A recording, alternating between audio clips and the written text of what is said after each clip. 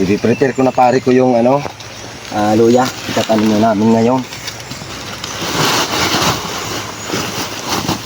So, lalaki pare ko eh. Oh. Mga hybrid pare ko yun. Ito tumutubo na oh.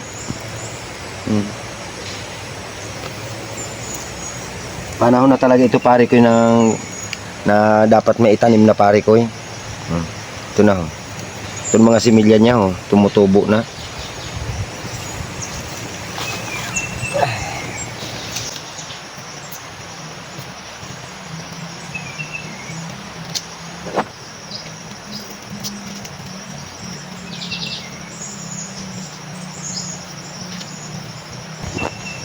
Oh, tumutubo na talaga siya. Kailangan may tanim na talaga yan. May mga kuha na siya.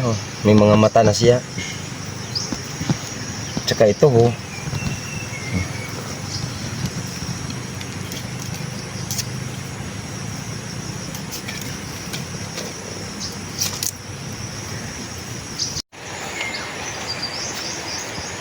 Ito pare ko yung technique na nalalaman ko rin. Kailangan pare ko para maiwasan natin yung ano pag-amag baga ng itong nasugatan na ito, kailangan maibabad po ito sa fungicide. Ito. Para maiwasan ang pagkabulok nila. Ihahalo ko nito dito pare ko. Ito.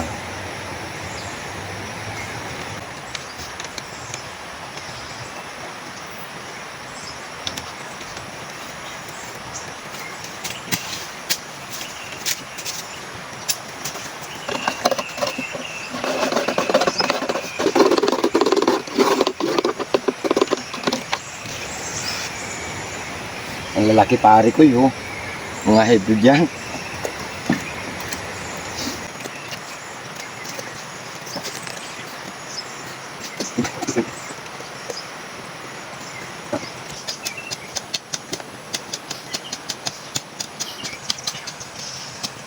Jangan pakai lagi, parang naman.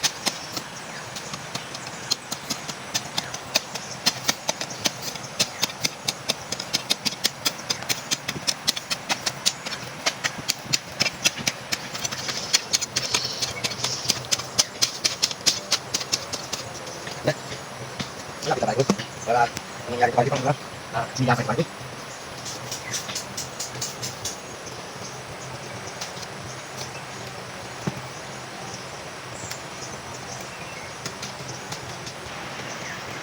Ang natin yung tubig. Tama na ito sa ang oras niya para sa pagbabad.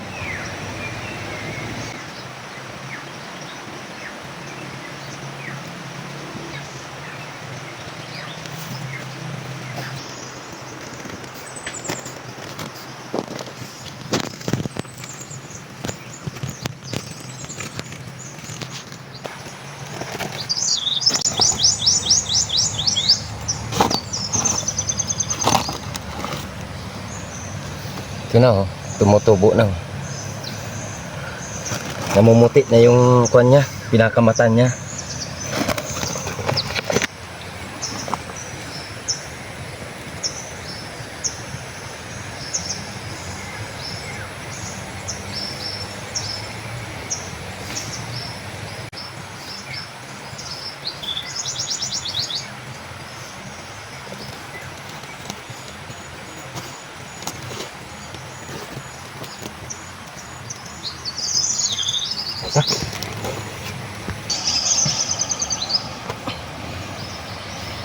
Kailangan pare ko dinadasalan man bago itanim.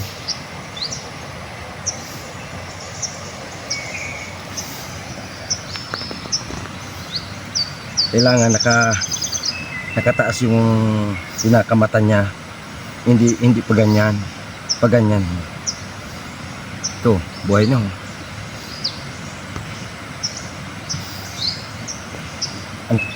ang pinakalupa niya hindi masyadong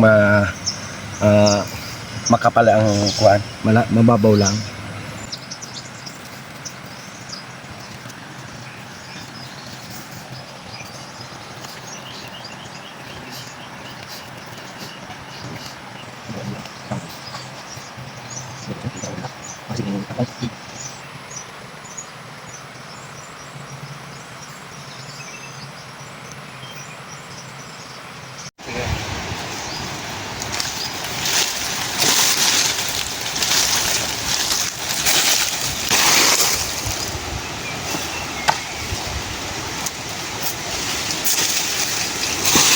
Talim mo ano?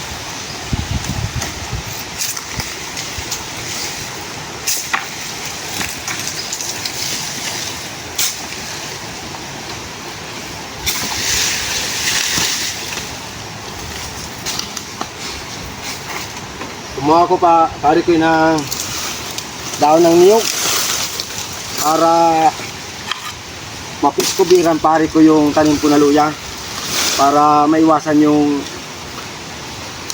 maagang pagkatuyo ng lupa. Kailangan makubiran yung tanim.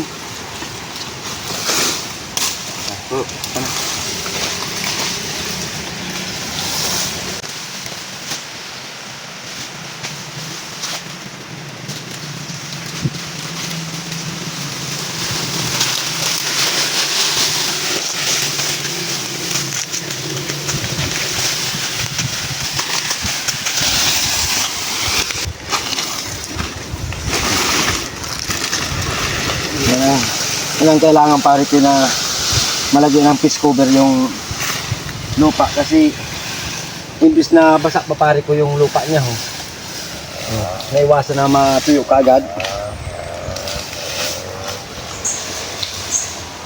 Sige, maghakot pa ako.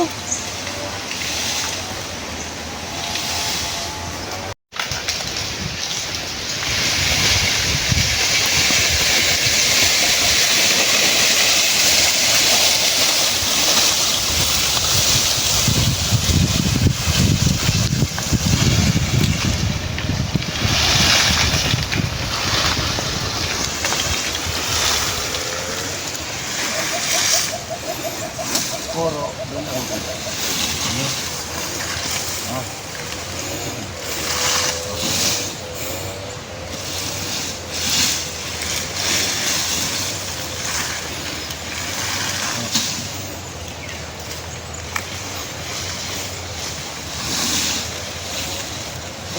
dito, bagbag na lang. Ayan.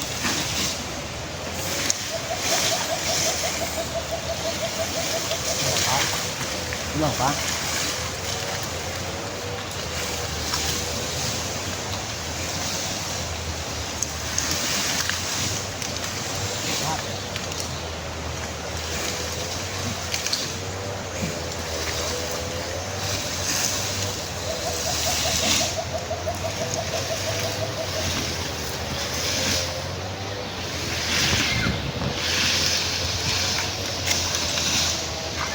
Walang papari ko eh. Nakadagdag pa tayo.